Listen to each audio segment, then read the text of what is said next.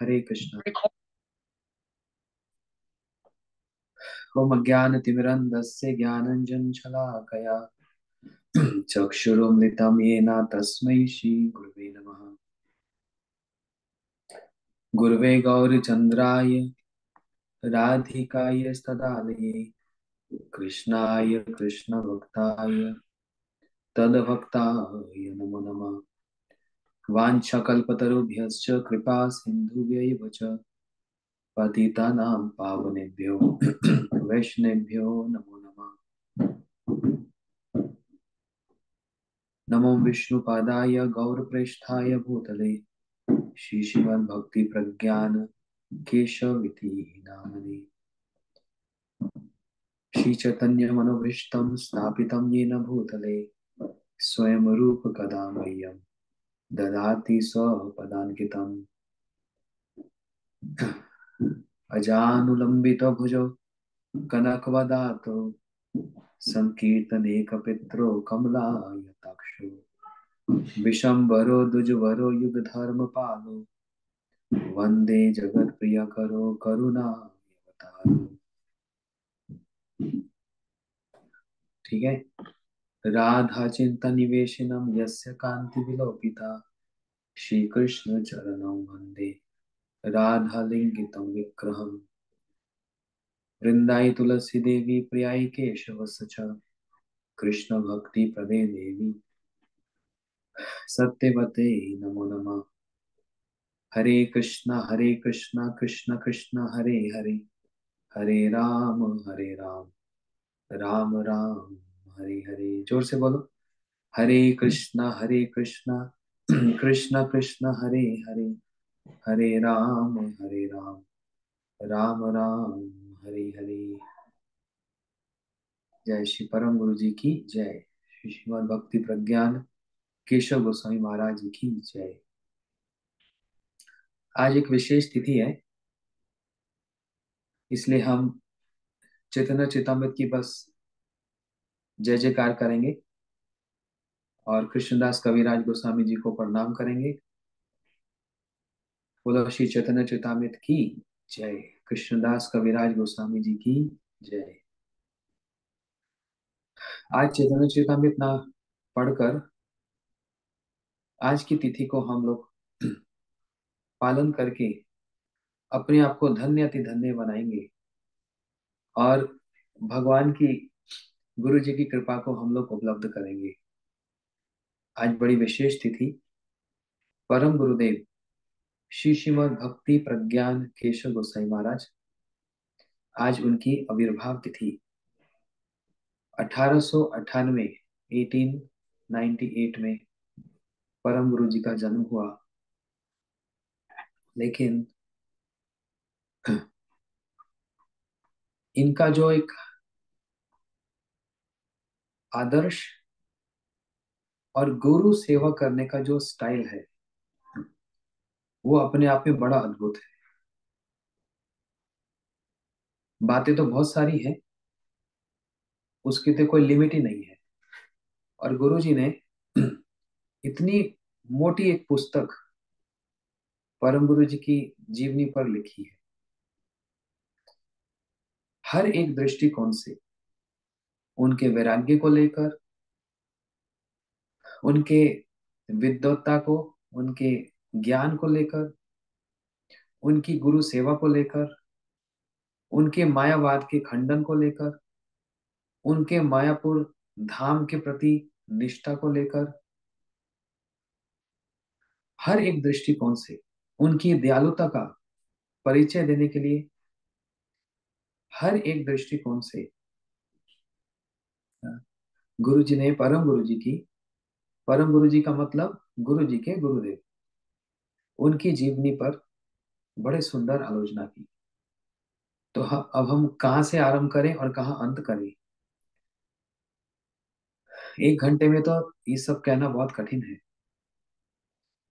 लेकिन जैसे मैं बार बार एक उदाहरण देता हूँ, जैसे सूरज है और सूर्य की बहुत सारी किरणें हैं, ऐसे ही गुरुजनों के, वैष्णव के जो गुणगान है वे सूर्य की भांति बड़े उज्जवल हैं और उसमें से सैकड़ों किरणें निकलती हैं। अब एक किरण भी उजाला दे देती है ना। सूरज की एक किरण कोई कम होती है? वो भी उजाला दे देती है। ऐसे ही परम गुरु जी की, प्रभुपाद जी की, भक्तिनाथ ठाकुर जी की, हमारे आचार्यों की जो जीवनी है, ऐसी सैकड़ों किरणें वहां से निकलती हैं। सैकड़ों किरणें। लेकिन एक किरण से ही तो उजाला हो जाएगा। एक किरण से ही तो हमको प्रेरणा प्राप्त हो जाएगी। बस उसी एक किरण को हम लोग, मैं जो कहना चाहता हूँ, गुरु जी की तो बहुत महिमा है, परम गुरु जी की बहुत महिमा है। लेकिन एक जो दृष्टिकोण है वो ये, कि अपने गुरुदेव के प्रति उनकी कैसी गाढ़ निष्ठा है। मतलब भक्ति सिद्धांत सरस्वती ठाकुर प्रभुपाद जी की जो सेवा परम गुरु जी ने की है, ये अपने आप में अतुलनीय है, अनपैरेलल है। उस सेवा में एक चीज, अगर हम वो जीवनी को पढ़े, या आप लोग सुबह से कथा सुन रहे होंगे, कि कोई साधारण सेवा नहीं है, सारी असाधारण सेवाएं। कोई ऑर्डिनरी नहीं, एक्स्ट्रा ऑर्डिनरी सेवा। ऑर्डिनरी सेवा तो सब करते हैं, साधारण सेवा तो सब करते हैं, लेकिन जब वो सेवा असाधारण हो जाती है, मतलब एक्स्ट्रा ऑर्डिनरी हो जाती है, तो उसकी एक महिमा अलग सी हो जाती है। तो ऐसे कुछ दृष्टांत हैं परम गुरु जी की जीवनी में, जहां पर श्री धाम मायापुर, आप लोग जो मायापुर धाम गए होंगे, या अभी जो आप लोग आएंगे, और मैं तो चाहता हूँ सब लोग मायापुर आ जाओ, नवद्वीप परिक्रमा में आ जाओ। आज जो हम मायापुर धाम देखते हैं, और बिना किसी संकोच के सुरक्षित होकर वहां पर महाप्रभु जी के जन्म स्थान पर जा रहे हैं, इस सब का जो श्रेय और क्रेडिट जाता है, तो परम गुरु जी श्री भक्ति प्रज्ञान केशव गोस्वामी महाराज जी पर जाता है।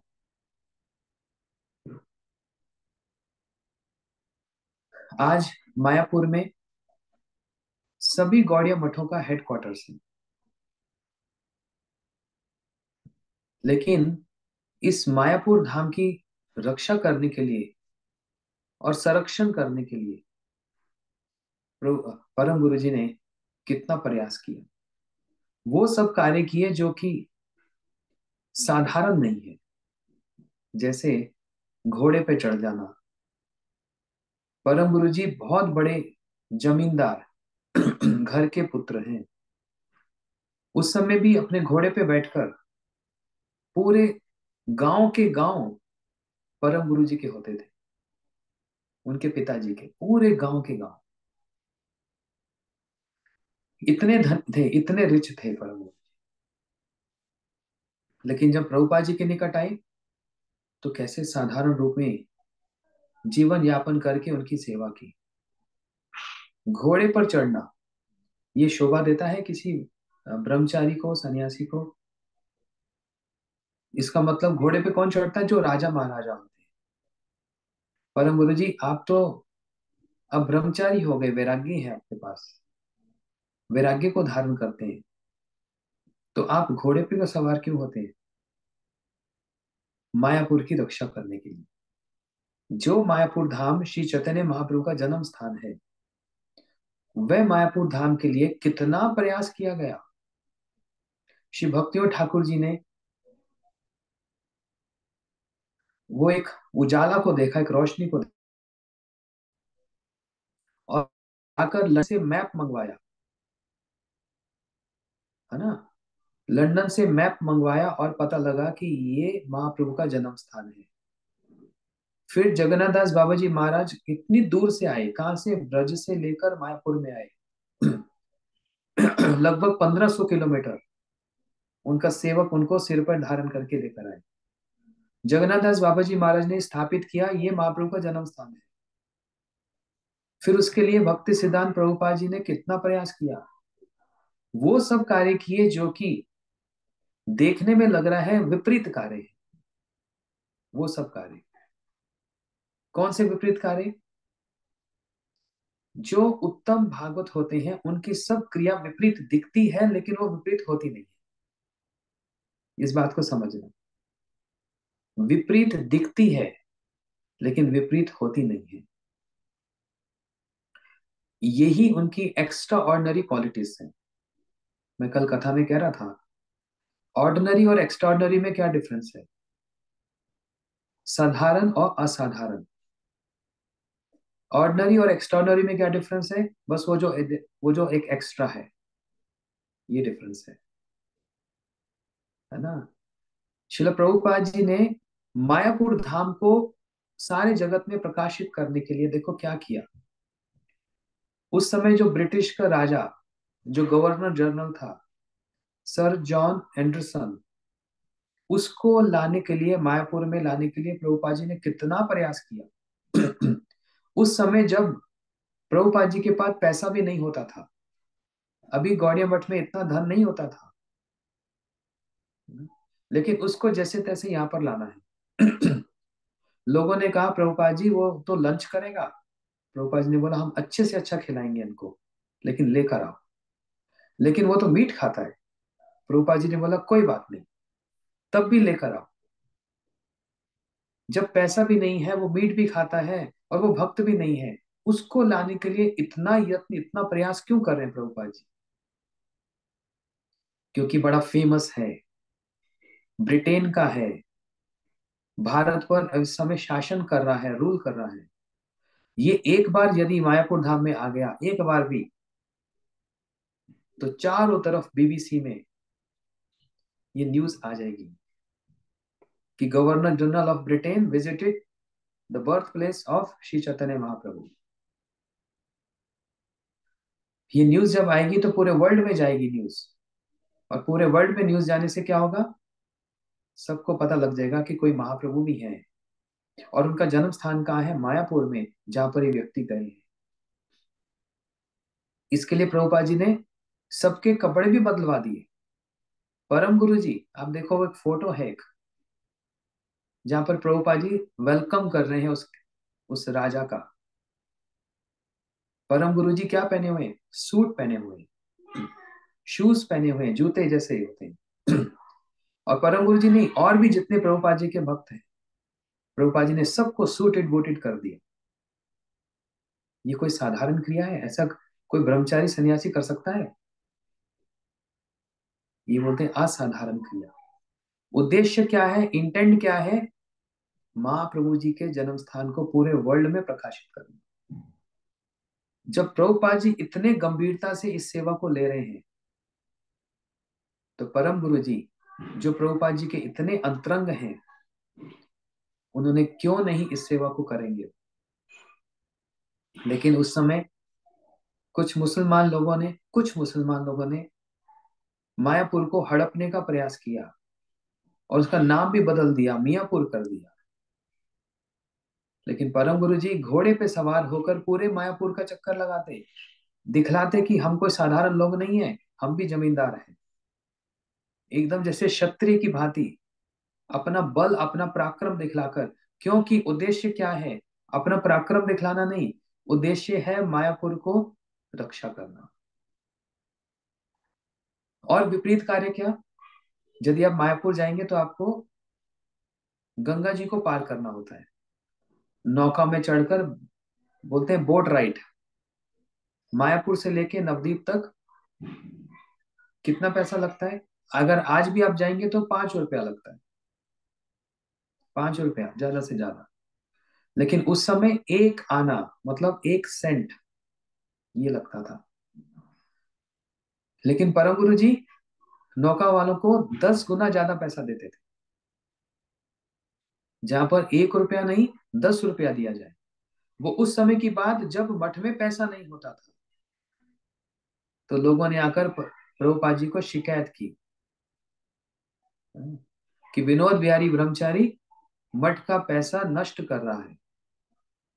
जहां पर एक आने में पैसा काम हो जाता है, 1 रुपया में काम हो जाता है, वहां पर 10 रुपया दिया जा रहा है।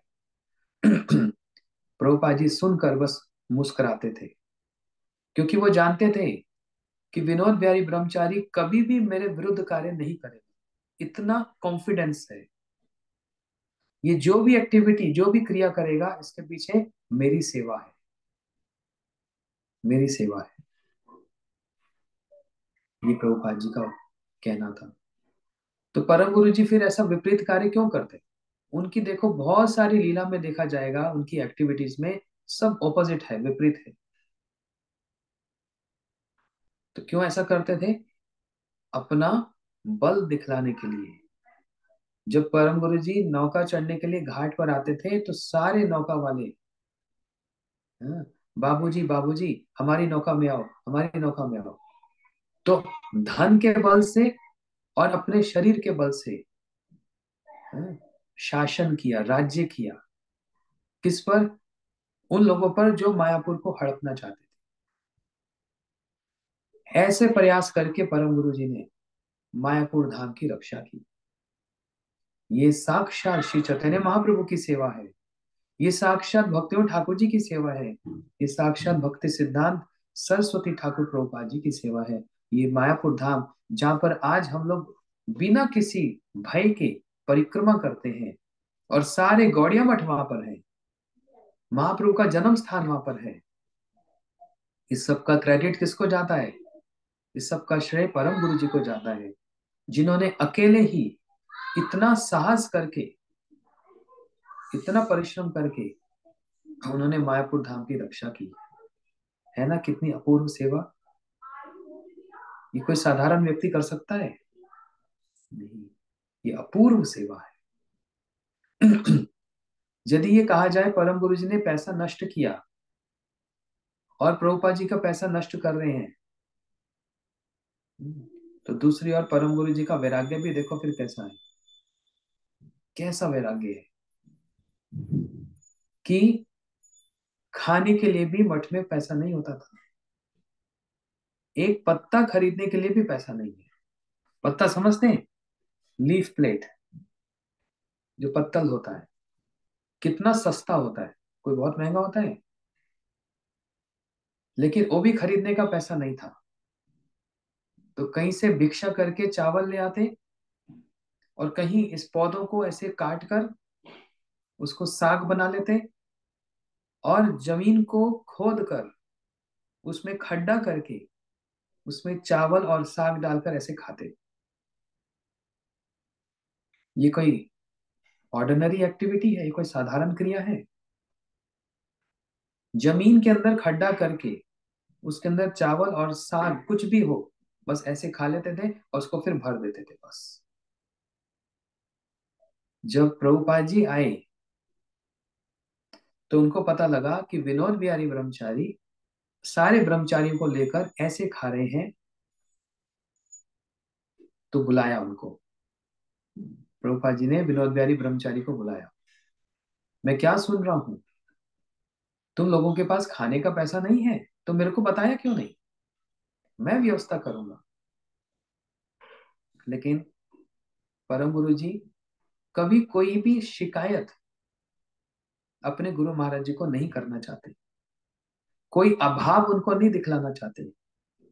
परम गुरु जी ने कहा नहीं नहीं नहीं प्रभुपाद, ऐसी बात नहीं है, हमारे पास तो बहुत पैसा है, तो फिर ऐसा क्यों खाते हो? तो परम गुरु जी ने कहा, हम आपकी कथा सुनते हैं ना, और आप अपनी कथा में क्या बतलाते हैं कि वैराग्य वाला जीवन सबसे सुखी जीवन होता है ना? दुख कब आता है? भागवत जी का श्लोक है, आशाम ही परम दुखम। आशा ही दुख का कारण है। आशा मतलब एक्सपेक्टेशन। जहां पर लालसा, एक्सपेक्टेशन हो जाती है, वो पूरी नहीं होती तो दुख बन जाता है। और जब एक्सपेक्टेशन ही ना हो तो दुख ही नहीं होता। आशा ही परम दुखम, ये भागवत जी का श्लोक है। तो बोले प्रभुपाद, आप तो उनको वैराग्य की इतनी कथा सुनाते हैं, हमने सोचा थोड़े दिन प्रैक्टिस करके तो देखें। कि वैराग्य होता कैसे है। जस्ट प्रैक्टिस, थोड़ा सा उसको अभ्यास करके देखते हैं, प्रैक्टिस करके देखते हैं बस। क्योंकि प्रभुपाद आपने जो वैराग्य दिखलाया वो तो संसार में कोई नहीं दिखला सकता। प्रभुपाद जी ने कैसा वैराग्य दिखलाया? हम्म? शत कोटि नाम, 100 करोड़ नाम जप करके दिखलाया। एक दिन में 22 घंटा नाम जप, एक दिन में 22 घंटा। और एक और दो दिन नहीं, कितने वर्षों तक प्रभुपाद जी ने ऐसे नाम किया। कितने वर्षों तक? लगभग 10 साल तक। खाते क्या थे? हैं? खाने में क्या? बोलते जैसे गाय खाती है, ऐसे हाथ पीछे करके, ऐसे मुंह नीचे करके, बिना प्लेट के, जमीन पर जो भी कुछ है, हविष्यान, मतलब बिना तेल घी और मसाला नमक के, जमीन पर ऐसे और ऐसे नीचे करके, एक बार जितना खा लिया, और एक बार अगर ऊपर ऐसे उठ गए तो दोबारा नहीं खा सकते। ऐसा खाते थे दिन में एक बार प्रभुपाद जी। तो परम गुरु जी कह रहे हैं, प्रभुपाद आपने जो वैराग्य दिखलाया उसके सामने तो कोई भी कोई वैराग्य नहीं है। किसी का भी इतना श्रेष्ठ वैराग्य नहीं हो सकता। हम तो बस प्रैक्टिस कर रहे हैं, कोशिश कर रहे हैं। लेकिन अंदर की बात नहीं बतलाई कि हमारे पास पैसा नहीं है, ये वाली बात नहीं बतलाई। तो गुरु जी को झूठ बोलना, ये सेवा होती है? गुरु जी को झूठ बोलना कोई सेवा होती है? हाँ, ये सेवा होती है। जहां पर अपने प्रिय व्यक्ति के सुख के लिए झूठ भी बोला जाए, वो झूठ नहीं होता। जिससे उनको दुख और कष्ट ना हो और उनको प्रसन्नता हो। ये एक बहुत बड़े लेवल की बात है। हम्म। सब झूठ झूठ नहीं होता, बहुत सारे झूठ सच भी होते हैं। लेकिन इसको समझने का एक लेवल है, इसको अंडरस्टैंड करने की, इसको समझने की एक बहुत बड़ा एक लेवल है। इसलिए परम गुरु जी की जो सेवाएं हैं, वो साधारण मनुष्य की तरह नहीं है। मनुष्य से ऊपर उठी हुई सेवाएं हैं, जो देवता भी नहीं कर सकते। ऐसी सेवा। तो प्रभुपाद जी को झूठ बोल रहे हैं। अब आप बतलाओ, गुरु जी को झूठ बोला, इसमें इनको दोष लगेगा कि इनकी सेवा मानी जाएगी? सेवा मानी जाएगी। झूठ बोलकर भी सेवा की जाती है। ऐसी एक बार एक लेटर आया। परम गुरु जी के माता जी ने एक लेटर लिखा कि बेटा मैं अब अंतिम श्वास ले रही हूँ, मैं बहुत बीमार हूँ, मैं चाहती हूँ एक बार तुम आकर मुझसे मिल लो, एक बार आ जाओ। जब ये पत्र प्रभुपाद जी के पास आया, प्रभुपाद जी ने विनोद बिहारी ब्रह्मचारी जी को बुलाया। बोलते तुम्हारी माता की तरफ से पत्र आया है, तुमको जाना पड़ेगा, अपनी माता से मिलाओ, एक बार मिलाओ, कोई बात नहीं, है ना? क्योंकि ऐसे अपने घर में जाना तो मना है। सन्यासी बनकर घर में जाना मना है। अभी परम गुरु जी सन्यासी तो नहीं थे, ब्रह्मचारी थे, मठ में रहते थे प्रभुपाद जी के समय में। तो जाओ अपनी माता से मिलाओ। उन्होंने कहा ठीक है प्रभुपाद, मैं चला जाऊंगा। लेकिन गई नहीं, वही मठ में ही कहीं पर आश्रम में छिपकर कहीं रहे। तब बाद में किसने प्रभुपाद जी से कहा, विनोद बिहारी ब्रह्मचारी तो अपने घर गया नहीं, वो तो यहीं पर ही मठ में है। तो प्रभुपाद जी ने बुलाया, कहने लगे मैं क्या सुन रहा हूं, तुम घर में नहीं गए? तो प्रभुपाद जी ने कहा नहीं गया। क्यों नहीं गए? मैंने तो तुमको परमिशन दे दी थी, मैंने तो अनुमति दे दी थी, चले जाओ। तब विनोद बिहारी ब्रह्मचारी परम गुरु जी कह रहे हैं, प्रभुपाद एक श्लोक बताया शास्त्र, सकले जन्म माता पिता पाए। हर जन्म में माता पिता मिलते हैं, कोई भी ऐसा जन्म नहीं जहां पर माता पिता नहीं मिले। पशु हो, पक्षी हो, पेड़ पौधे हो, हर जन्म में तो माता पिता मिलते हैं। लेकिन क्या हर जन्म में गुरुजी मिलते हैं? आप जो मुझको मिले हो, मेरा कितना सौभाग्य हुआ है। आप हर जन्म में नहीं मिले हो, इसलिए मैं आपकी सेवा करना चाहता हूँ। तो बोल रहे, इसमें कौन सी बड़ी बात है, माता जी को जाकर थोड़ा सा मिलना ही तो था, वापिस आ जाते। परम गुरु जी ने कहा रिस्क है। क्या रिस्क है?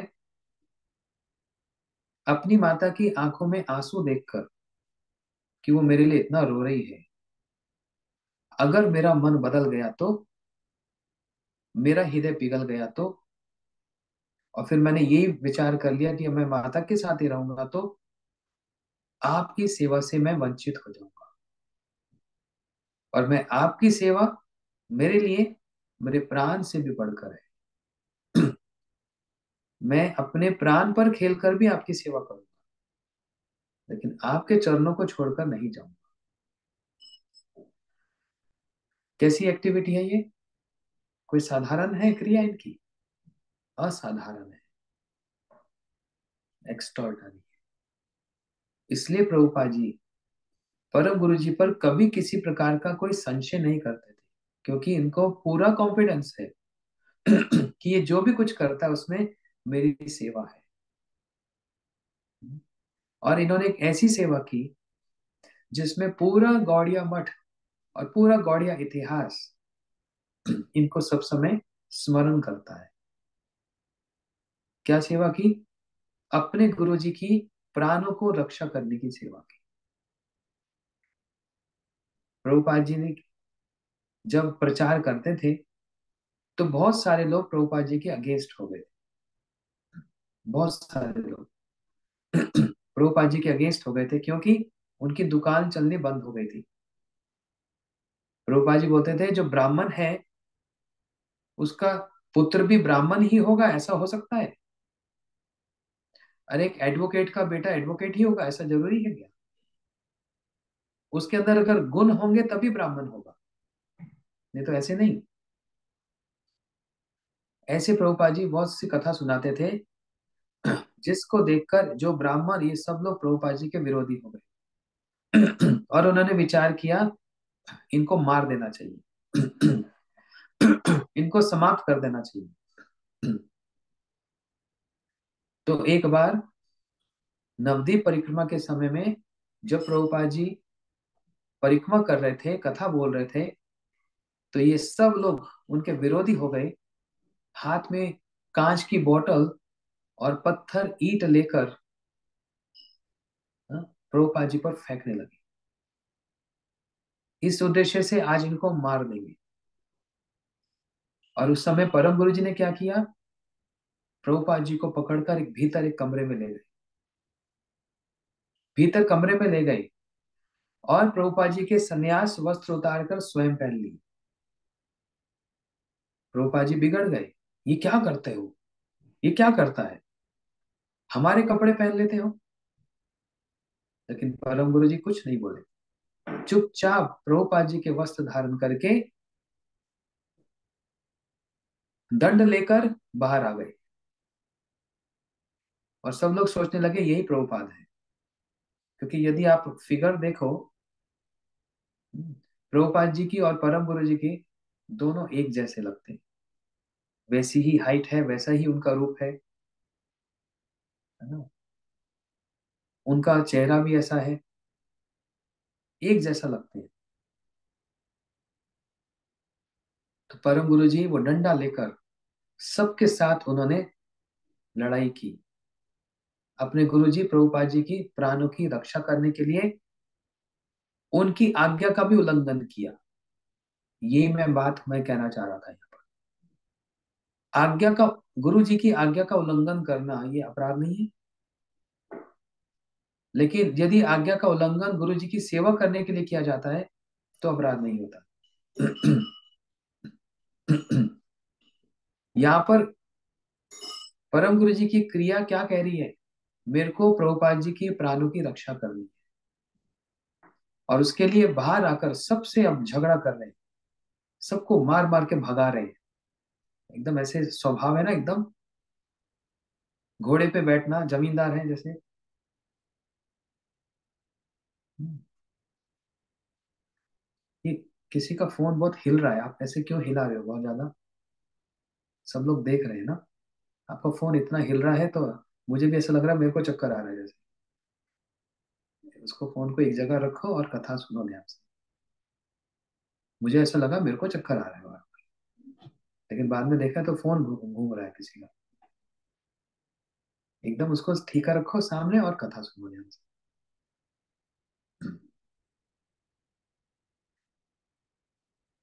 ये होता है जब हम मंदिर में कथा करते हैं ना, तब सामने आकर सब आराम से बैठते हैं। और ये जो जूम वाली जो फैसिलिटी है ना, ये गड़बड़ है। कथा के समय में खा भी रहे हैं, सो भी रहे हैं, रसोई भी बना रहे हैं, अच्छी बात है, लेकिन उस समय फिर स्क्रीन पर दूसरों को तो देखना पड़ेगा ना। अच्छा कोई बात नहीं, चलो। तो ऐसे परम गुरु जी, हाँ, प्रभुपाद जी के प्राणों की रक्षा करने के लिए संन्यास वस्त्र धारण करके बाहर आ गए। और उसके बाद परम गुरु जी ने कोर्ट केस कर दिया, कलकत्ता में आकर उन लोगों के लिए कोर्ट केस किया जिन लोगों ने उनके गुरु जी पर आक्रमण किया था। जब प्रभुपाद जी को पता लगा कि मेरे मेरे कारण विनोद बिहारी ब्रह्मचारी ने कोर्ट केस कर दिया, प्रभुपाद जी ने बुलाया, इधर आओ, मैं क्या सुन रहा हूँ, तुमने कोर्ट केस कर दिया? बोलते हाँ, मैं उनको छोड़ूंगा नहीं, उनको सजा मिलनी चाहिए। प्रभुपाद जी ने कहा नहीं, कोर्ट केस वापस ले लो। बोलते नहीं प्रभुपाद, वो तो आपको मारना चाहते थे। प्रभुपाद जी ने बोला उन्होंने मेरे शरीर पर आक्रमण किया है, मैं उनको क्षमा करता हूँ, क्योंकि क्षमा गुण सबसे बड़ा गुण है। अगर आप क्षमा नहीं कर सकते, ये हमारे गुरु जी एक बात बोलते थे, हम सबसे अपराध होता है ना, मैंने आपके लिए अपराध किया, आपने किसी के लिए अपराध किया, जब पता लग जाए तो आकर क्या करना चाहिए? हाथ जोड़कर क्षमा मांगनी चाहिए, प्लीज आप कृपा करके मुझको क्षमा कर दो। तो गुरुजी बोलते थे यदि आपके पास कोई आता है और कहता है क्षमा कर दो, आपको क्षमा करना ही पड़ेगा। यदि आपने क्षमा नहीं किया ना, तो कभी भी अपने लिए भगवान के पास जाकर क्षमा नहीं मांगना फिर। क्योंकि भगवान कहेंगे ओहो, तुम मेरे पास आए हो क्षमा मांगने के लिए, जब कोई तुम्हारे पास आया था तो तुमने क्या किया था? तुमने क्षमा किया था। और तुम क्या एक्सपेक्ट करते हो, मुझसे क्या एक्सपेक्ट करते हो कि मैं क्षमा करूंगा? हम्म? इसलिए प्रभुपाद जी ने कहा मैंने उन सबको क्षमा कर दिया। देखो प्रभुपाद जी का हृदय कितना उदार हृदय है। जो उनको मारने आ रहे हैं उनको भी प्रभुपाद जी क्षमा कर रहे हैं। क्यों ऐसा? स्वभाव है प्रभुपाद जी का। जब कोर्ट केस वापस लिया ना, तो न्यूज़पेपर पर हेडलाइन आ गई। हेडलाइन में क्या आया? आज भी नित्यानंद, आज भी नित्यानंद प्रभु उपस्थित हैं, विराजमान है संसार में। आज भी नित्यानंद प्रभु इस संसार में है। प्रभुपाद जी के लिए इतनी बड़ी बात न्यूज़पेपर में हेडलाइंस पर आई। क्यों? नित्यानंद प्रभु ने भी तो ऐसा किया। जगाई मदाई ने मटकी मारी और सिर फट गया, यहां से खून निकल आया, लेकिन नित्यानंद प्रभु ने क्या किया? क्षमा कर दिया, है ना? नित्यानंद प्रभु ने क्षमा कर दिया। वही प्रभुपाद जी के अंदर भी वही गुण है, नित्यानंद प्रभु वाला, क्षमाशील है। और ऐसे करने से कोई कमी हो गई, कोई नुकसान हुआ? ख्याति हो गई। प्रभुपाद जी का नाम नित्यानंद प्रभु के नाम से जोड़ा गया, ये साक्षात नित्यानंद है। इतनी प्रभुपाद जी की जो प्रसिद्धि हो गई, इसका कारण कौन बने? परम गुरु जी, श्री भक्ति प्रज्ञान केशव गोसाई महाराज। उन्होंने जो कोर्ट केस किया और फिर वापस लिया इस कारण से। इसलिए ये जितने भी मैं उदाहरण दे रहा हूँ परम गुरु जी की जीवनी के, ये कोई साधारण नहीं है, असाधारण है। जब मठ में पैसा नहीं होता था तो परम गुरु जी और सभी ब्रह्मचारी रोज भिक्षा मांगने जाते थे। भिक्षा मांगने। और प्रभुपाद जी गले में एक गुल्लक लटका देते थे। तो सुबह मंगल आरती के बाद सब लोग जाकर भिक्षा मांगते थे। और दोपहर में प्रसाद पाने के लिए मठ में आ जाते थे।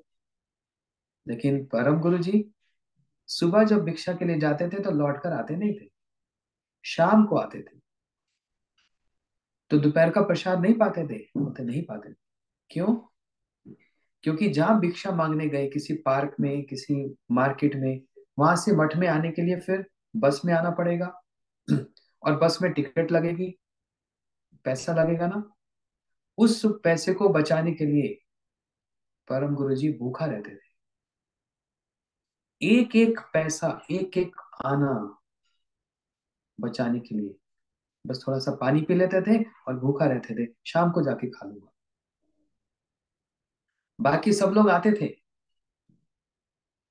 प्रसाद पाने के लिए, लेकिन परम गुरुजी नहीं आते थे। एक दिन प्रभुपाद जी को जब ये पता लगा तो प्रभुपाद जी ने पूछा, विनोद बिहारी, मैं क्या सुन रहा हूँ?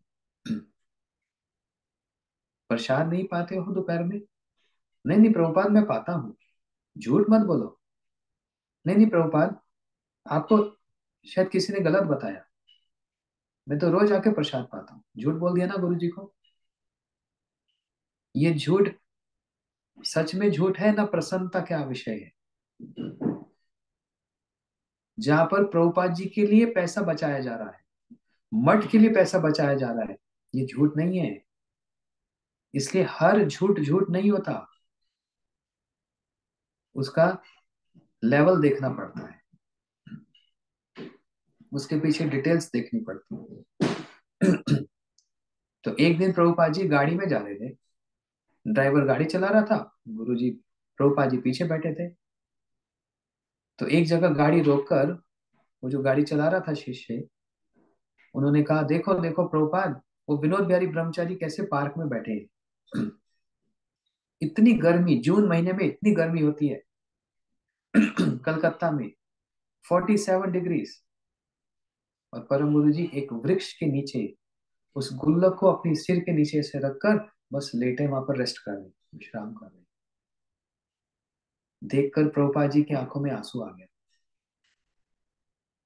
और सारी बात समझ गए कि विनोद बिहारी ब्रह्मचारी क्यों नहीं मठ में आकर प्रसाद पाता है, भूखा रहता है। क्यों?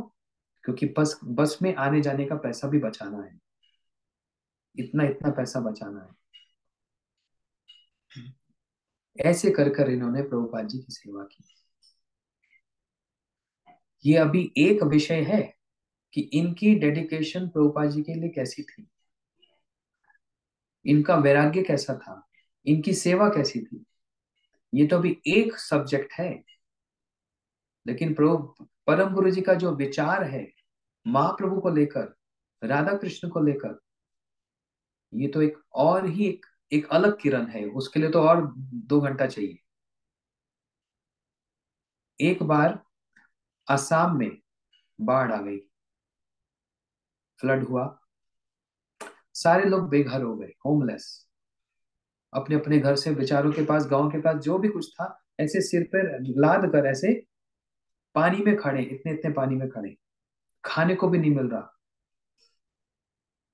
हाँ। उस समय वहां का जो चीफ मिनिस्टर था, बसु, वो वहां पर हेलीकॉप्टर में सुपरवाइज करने आए। और हेलीकॉप्टर में सुपरवाइज करके क्या कर, सीख सीख रहे हैं। और परम गुरु जी वहां क्या कर रहे हैं? जो लोग बेघर हो गए हैं, देखो इनकी जो एक्टिविटीज है बिल्कुल नॉर्मल नहीं है। जो लोग बेघर हो गए हैं, सामान सिर पर लेकर ऐसे जो भी बचा है ऐसे लेकर खड़े हैं पानी में, खाने को नहीं मिल रहा, परम गुरु जी उनके पास आ रहे हैं और क्या कह रहे हैं? मुझको थोड़ी सी भिक्षा दो। उन लोगों से भिक्षा मांग रहे हैं जो अभी बेघर हुए पड़े। है कोई ये ऑर्डिनरी कोई बात है? कोई डाइजेस्ट होती है ये वाली बात? तो चीफ मिनिस्टर ने अपने किसी आदमी को भेजा, जाओ इस साधु क्या कर रहा है इसको बुलाओ इधर। तो जब परम गुरु जी को बुलाया, बोलते तुम क्या कर रहे हो? बोलते कुछ नहीं, देख नहीं रहे यहाँ पर लोग बेघर हो गए हैं? देख नहीं रहे चारों तरफ पानी पानी हो गया है ना? ऐसे बोलते ना, ये व्यक्ति बेघर हो गया, मतलब इनको घर नहीं है। और क्या बोलते हैं, अ, ये अनाथ है। इसका कोई नाथ नहीं है। या फिर बोलते हैं होमलेस। ये जितनी भी बातें बोली जाती है ना, बिल्कुल गलत और झूठ बातें हैं। कोई अनाथ नहीं है। कैसे अनाथ हो सकता है बताना जरा। अच्छा, उसके अगर माता पिता नहीं होते उसका जन्म होता? उसके माता पिता नहीं होते तो उसका जन्म होता, तो अनाथ कहाँ से हो गया? अच्छा, माता पिता है नहीं, पता नहीं कौन है या मर गए, तो माता पिता चले गए तो भगवान भी चले गए क्या? भगवान का नाम है जगन्नाथ, सारे जगत के नाथ हैं। जो सारे जगत का नाथ है वो अनाथ कैसे हो सकता है? कोई अनाथ नहीं है। साधारण लोग इस बात को बोलते हैं ये अनाथ है, ये अनाथालय है, अनाथ आश्रम है। कहाँ है अनाथ? अरे जिसके नाथ भगवान है। किसके? सबके नाथ भगवान है। जिसके माता पिता हैं या जिसके माता पिता नहीं हैं, उसके भी नाथ भगवान ही है। और आप लोग माता पिता बनकर किसी के नाथ बनना चाहते हो? ये ऐसा सिद्धांत है। कोई आप किसी के नाथ बन सकते हो? नहीं, नाथ बन सकते। आप उसको परवरिश कर सकते हो, खिला पिला सकते हो, बड़ा कर सकते हो, लेकिन आप उसके नाथ नहीं बन सकते। क्या आप उसके बीमारी को रोक सकते हो? क्या आप उसके बुढ़ापे को रोक सकते हो? उसके जन्म मृत्यु के चक्कर को रोक सकते हो? तो आप नाथ कहाँ से हो गए? नाथ मत तो होता है मालिक। आप मालिक नहीं हो। मालिक है भगवान। वो चाहे तो हो सकता है, इसलिए कोई अनाथ नहीं है, कोई ऑर्फन नहीं है। दूसरी बात, कोई बेघर नहीं है, होमलेस नहीं है। क्यों? ये बात मैं कितनी बार यहाँ अमेरिका में बोली मैंने, यहाँ लोगों को समझाने के लिए, क्योंकि यहाँ पर बहुत सारे लोग ऐसे बाहर सड़कों पे पड़े रहते हैं। उनमें किसी एक को आकर बोलो, मैं तुमको सारा जीवन खिलाऊंगा, कपड़ा दूंगा, रहने को स्थान दूंगा, बस हमारे आश्रम में आकर रहो, तुमको घर मिल जाएगा। तो तुम कैसे कह सकते हो बेघर हो? बोल कर देखो, ऐसा कोई आएगा? परम गुरुजी ने एक बार एडवर्टाइजमेंट दिया न्यूज़पेपर में। Advertisement newspaper, open invitation. मैं प्रॉमिस करता हूं, वचन देता हूं, जो मेरे आश्रम में आएगा मैं सारा जीवन मरते दम तक उसको खिलाऊंगा, कपड़ा दूंगा, रहने को स्थान दूंगा। कितने लोग आए? एक भी नहीं। एक भी नहीं आया सुनकर। इतनी फैसिलिटी हम देने को तैयार है, हमारे आश्रम है, आ जाओ। आश्रम हमारे भोग के लिए थोड़ा है कि हम लोग वहां पर खाएंगे और सोएंगे। इस समाज के लिए, कम्युनिटी के लिए आ जाओ। लेकिन कोई नहीं आएगा। उनको वहीं रहना पसंद है, वो सड़क पर ही।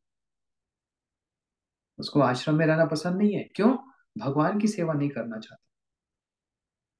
कुछ नहीं करना पड़ेगा आश्रम में, बस भगवान का नाम करो, 1 घंटा कोई सेवा करो, और तुमको सारा दिन खाने पीने को रहने को मिलेगा।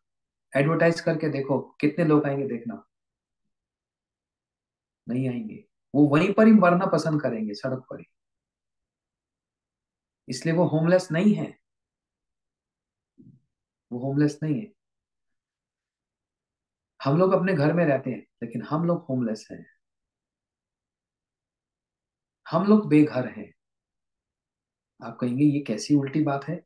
अरे मेरा घर इतना बड़ा है, इतना 6 कमरे हैं, परिवार है, हम लोग होमलेस कैसे हैं? हम ही होमलेस हैं क्योंकि, समझना इस बात को, और बता देना अपने आसपास सबको इस बात को। हम लोग होमलेस क्यों हैं? क्योंकि हमको वास्तव में पता है हमारा घर कहाँ है। इसकी हमको जानकारी है, इसकी हमारी नॉलेज है। ये हमारा घर नहीं है, हमारा घर है भगवान का धाम गोलोक वृंदावन। हमको इसको पता है, और वहां जाने के लिए हम प्रयास कर रहे हैं। हम एकादशी व्रत करते हैं, हम गुरु जी की सेवा करते हैं, हम नाम जप कर रहे हैं, हम शास्त्र पढ़ रहे हैं, कथा सुन रहे हैं। क्यों? क्योंकि वास्तव में हम अपने घर जाना चाहते हैं। जो वास्तव में अपने घर को जान गया और घर में जाना चाहता है, उसी को ही होमलेस कहा जाता है, उसी को बेघर कहा जाता है। समझ आई बात? वही वास्तव में बेघर है। और जो सड़क पे पड़ा है वो होमलेस नहीं है, वो तो फालतू बेकार है ना। अभी हम लोग फरीदाबाद में मठ बना रहे हैं ना, नवंबर में इसको इनॉग्रेशन करेंगे।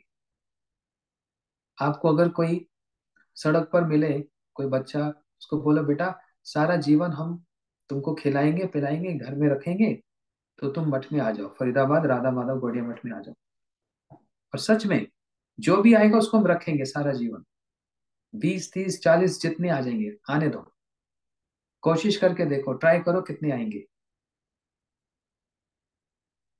वो जो भीख मांग रहा है ना सड़क पर, वो बच्चे को लेकर जो भीख मांगती रहती है, उसको बोलो तेरे 8 10 बच्चे, 8 10 बच्चे होते हैं उसके वहां पर, उसमें से 2 लड़का तुम हमको दे दो, बड़े अच्छे से रहेंगे, कोई दिक्कत नहीं होगी, कपड़ा मिलेगा, खाने को मिलेगा, सब कुछ मिलेगा। देगी बच्चा वो? नहीं देगी। बुद्धि ही नहीं है। और क्या बोलते हैं, हम अनाथ हैं, पागल हैं। तो एक है साधारण बातें और एक है ये असाधारण बातें। एक बार क्या हुआ, जगन्नाथपुरी मंदिर में जगन्नाथ जी को जो भोग लगता है कितना भोग लगता है? 56 भोग दिन में 7 बार लगते हैं। 7 बार दिन में 56 भोग लगते हैं। और इतना बड़ा, जो आप लोग तो गए हैं, कितना बड़ा हॉल है जहाँ पर भोग लगता है, पूरा चावल दाल मालपुआ गुलाब जामुन सब भर जाता है वहां पर। इतना जगन्नाथ जी को भोग लगता है, इतना जगन्नाथ जी खाते हैं। लेकिन एक बार क्या हुआ, जब भोग अभी लगा भी नहीं, किसी एक अछूत व्यक्ति ने, अनटचेबल, जिसका अधिकार नहीं था, उसने उस भोग को देख लिया, बस सिर्फ देख लिया। अब तो जितने पुजारी सब बिगड़ गए, ये भोग नहीं लगेगा जगन्नाथ जी। ये क्वालिफाइड नहीं है। क्यों? अपवित्र है। ऐसा किसी को बोलना अच्छा लगता है? ये टचेबल है, अनटचेबल है, ये पवित्र है या पवित्र है? बात वो नहीं है, बात है उसके कॉन्सेप्ट की। भगवान को इतना भोग लग रहा हो, और कोई ऐसे देखकर आंख फाड़ फाड़ कर देखे, ओहो भोग लग जाएगा तो ये घी वाला चावल मैं खाऊंगा, ये खीर मैं खाऊंगा, तो तुम भोग लगा रहे है ना, भगवान को भोग लग रहा है। इसलिए जगन्नाथ मंदिर में इतनी स्ट्रिक्ट है, बहुत स्ट्रिक्ट है। अगर किसी एक व्यक्ति ने देख भी लिया भोग, तो वो जगन्नाथ जी को भोग नहीं लगता। अरे किसी साधारण की सेवा थोड़ा हो रही है, जगत के नाथ की सेवा हो रही है। उसमें कितने रिचुअल्स हैं, कितने उसमें प्योरिटी है, कितने नियम कानून है। तो एक बार किसी ने ऐसा देख लिया, पुजारी कहने लगे ये भोग नहीं लगेगा। अब इतना जो चावल है, कितना, कम से कम नहीं तो 200 300 किलो चावल, कितनी दाल, कितनी सब्जी, कितनी मिठाई। अब ये सबका क्या होगा? बोलते हैं समाधि दे दो, फेंक दो। फेंक दो का मतलब वहां पर सड़क पे नहीं फेंकते, उसको जमीन के अंदर समाधि दे दी जाती है। जब ऐसा किया गया, तो कुछ लोगों ने बहुत ऑब्जेक्शन किया, बहुत झगड़ा हुआ, अन्न नष्ट कर दिया, भोजन बेकार कर दिया, इससे अच्छा किसी गरीब को खिला देते। कितने बेचारे गरीब लोग हैं वहां पर जगन्नाथपुरी में, उनको खाना मिल जाता, भोजन मिल जाता।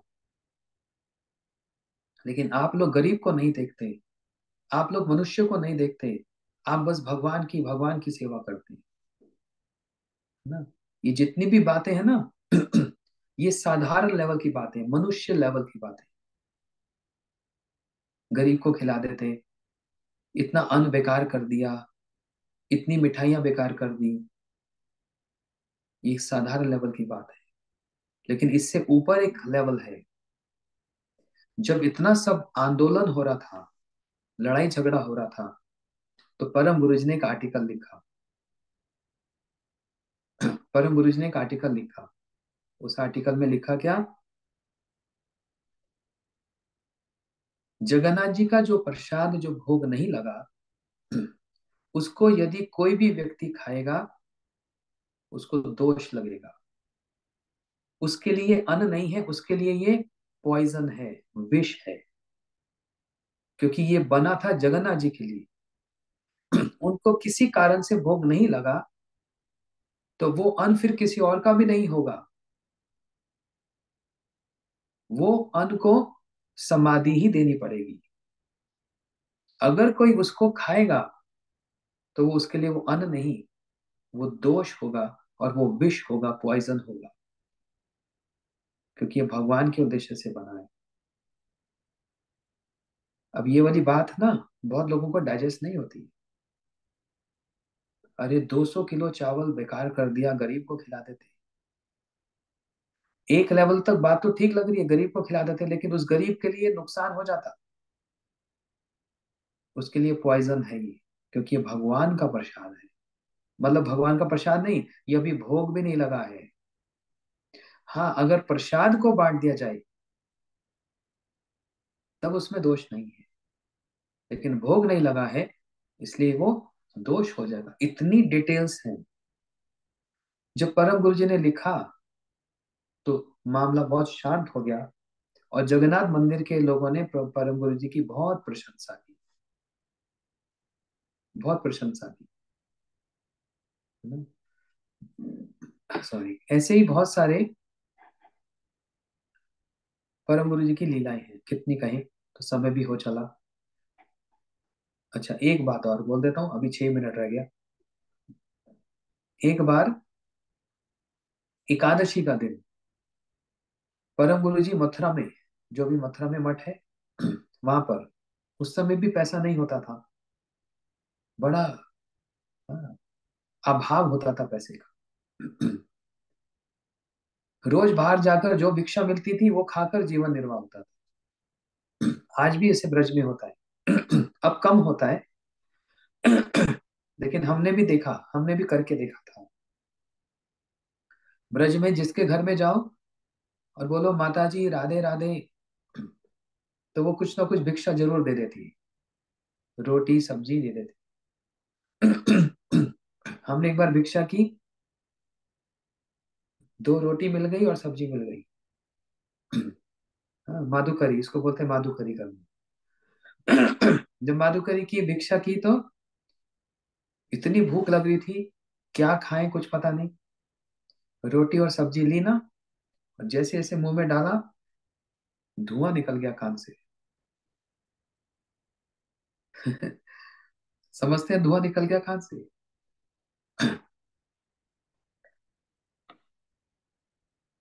क्या मतलब? इतनी मिर्ची, इतनी मिर्ची। आप लोग सब्जी में मिर्ची डालते हैं, वो लोग मिर्ची में सब्जी डालते हैं।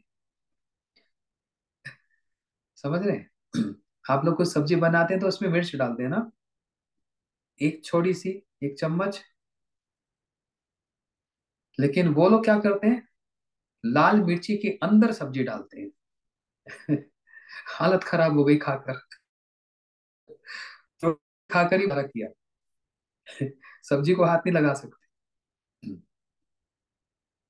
तो ऐसे ही परम गुरु जी के समय में मठ में पैसा नहीं होता था, तो बाहर जाकर भिक्षा करके जो मिलता था, उसको खाकर जीवन निर्वाह करते थे। एकादशी के दिन में तो अन्न खा नहीं सकते, तो क्या करते थे?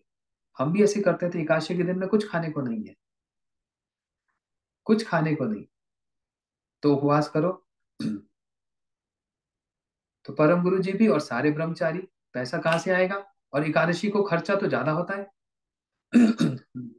और दिन तो साधारण होता है, एकादशी में तो फिर फ्राई भी होता है, सब कुछ होता है। फ्रूट्स कितने महंगे होते हैं। अब उसी समय परम गुरु जी के गुरु भाई आ गए। और यदि घर में या मठ में कोई गेस्ट आ जाए, अतिथि आ जाए, तो क्या किया जाता है? ये तो एक भारत की एक साधारण संस्कृति है कि हम नहीं खाएंगे, लेकिन अतिथि देव भव, अतिथि को पूरा मान सम्मान दिया जाता है ना। और यदि कोई गुरु भाई आ जाए, उसकी तो फिर बात क्या। परम गुरु जी के गुरु भाई, शायद गिरी महाराज जी नाम, वे आए। और अब एकादशी का दिन खाने को कुछ नहीं।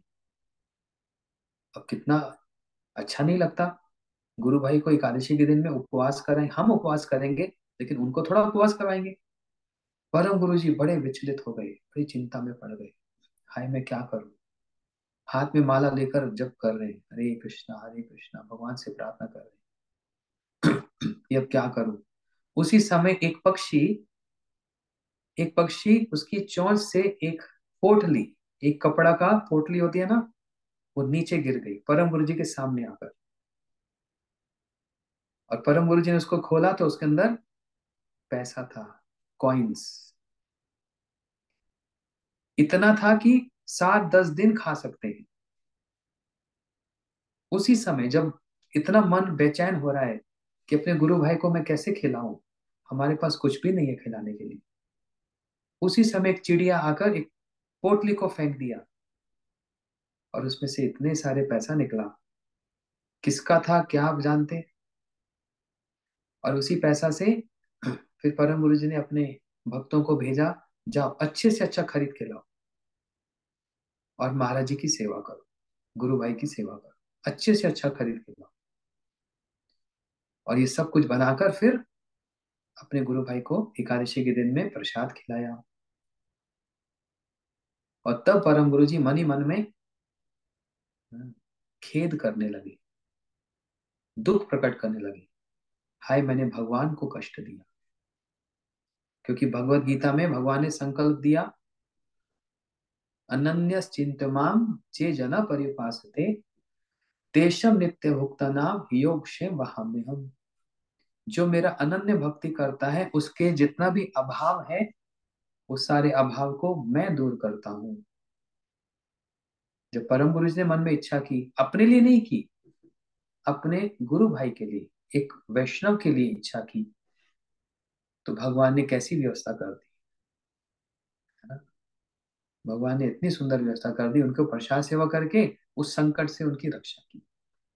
ऐसे परम गुरु जी का बहुत सारी, हाँ, उनकी लीलाएं हैं। वो एक बायोग्राफी है परम गुरु जी की जीवनी, उसको यदि आप पढ़ेंगे तो एकदम हैरान हो जाएंगे। इतना कुछ है उसमें, इतना कुछ है। तो आज परम गुरु जी की जन्म तिथि। जन्म तिथि मतलब आविर्भाव तिथि, है ना। और परम गुरु जी का मतलब क्या होता है? दादाजी। गुरु जी कौन है? पिताजी। और गुरु जी के गुरु जी कौन होते हैं? दादाजी।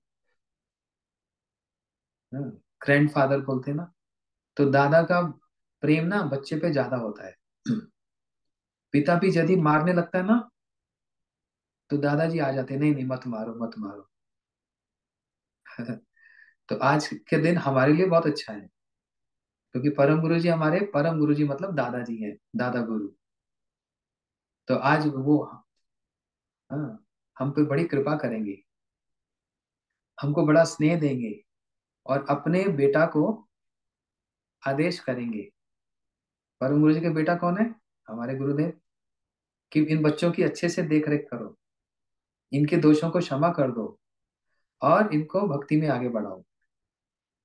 हम्म, परम गुरु जी क्या करेंगे? गुरु जी को ऐसा आदेश देंगे। और जब गुरु जी को ऐसा आदेश मिलेगा, तो फिर क्या होगा? पालन करना पड़ेगा ना। इसलिए हम लोगों की आज लॉटरी निकल गई है। हैं? हम लोगों की आज लॉटरी निकली है। हमारे परम गुरु जी का आज जन्मदिन, इसलिए मन बड़ा प्रसन्न है। उनके श्री चरणों में प्रणाम करते हैं और यही इच्छा करते हैं कि हम भी ठीक से हरि नाम कर सकें, और जैसे आपने अपने गुरु जी की सेवा की है, जो कि ऑर्डिनरी नहीं एक्स्ट्रा ऑर्डिनरी है। हम्म, हम भी कभी किसी एक जन्म में अपने गुरु जी की ऐसी सेवा कर पाएंगे, और उस भक्ति को हम भी प्राप्त कर पाएंगे। हाँ? गौर प्रेमानंदे, हरि हरि बोल। अब एक अनाउंसमेंट है, कल कथा नहीं होगी, कल हमारी यात्रा है, ट्रैवलिंग है।